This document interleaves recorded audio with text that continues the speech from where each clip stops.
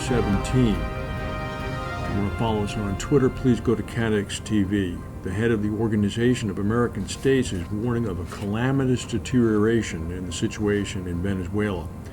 He said the fear we have is that this situation could turn into a bloodbath.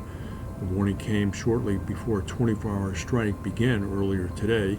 Previous opposition protests have ended in clashes, and almost 100 people have been killed in Venezuela since April. In the third report on the economic and political crisis in Venezuela, the head of the Organization of American States, Mr. Almagro, accused President Nicolas Maduro's government of having blood on its hands. The OAS has long been one of the fiercest and most outspoken critics of the Venezuelan government. In recent days, the Venezuelan government has been joined by Colombia, France, Spain, the U.S., and the EU in urging the Venezuelan government to cancel elections for a constituent assembly on July 30th. That assembly would have the power to rewrite the Constitution and bypass the opposition-controlled legislature, and in fact making Nicolas Maduro dictator for life. Yesterday, the United States and China failed to agree on major new steps to reduce the U.S. trade deficit with China, casting doubt over Donald Trump's economic and security relations with Beijing.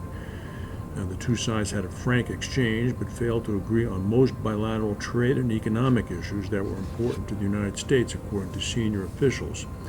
The session had been billed as a follow-up to Trump's first meeting with China's President Xi Jinping in Florida back in April, when Trump hailed Xi's cooperation in curbing the threat from North Korea. Trump said that this would then lead to better trade terms for China.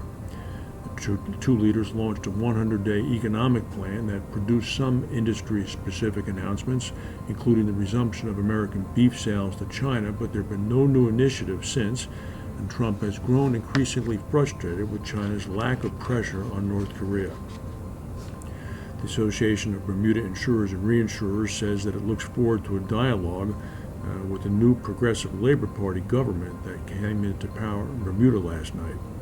In a statement, Bradley Kading, the president of the ABR, said, "Bermuda proudly hosts the oldest operating assembly of elected officials in the Western Hemisphere. We congratulate the PLP. ABIR is a nonpartisan organization. We've worked with the PLP in the past on critical issues pertaining to international insurance in Bermuda." He said that substantive issues with Bermuda that would presumably continue to be addressed mutually include things such as financial stability, education, employment, immigration, and tax. The insurance sector provides 60% of the international business jobs in Bermuda, and ABIR members provide about 1,600 jobs in Bermuda.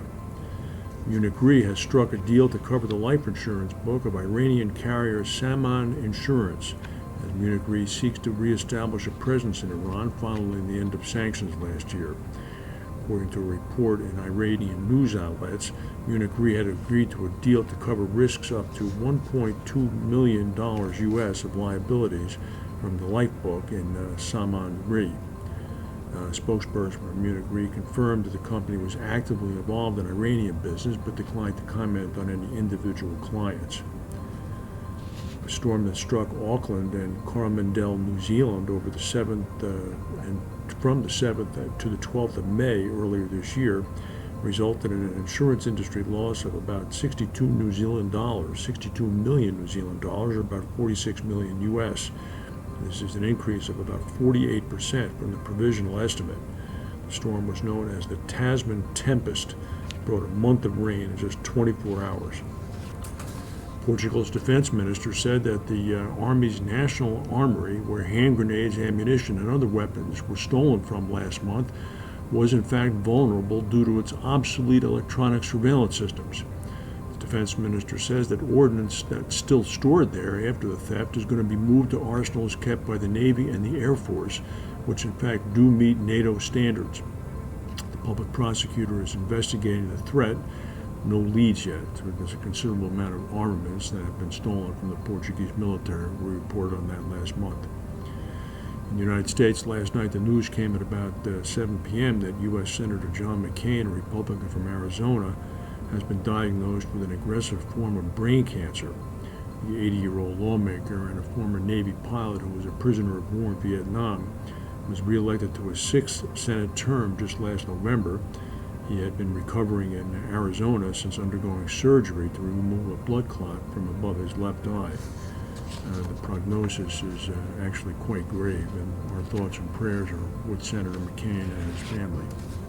That's the news for today. If we have any breaking news, we'll come back and tell you. Thank you for watching, and we'll see you tomorrow.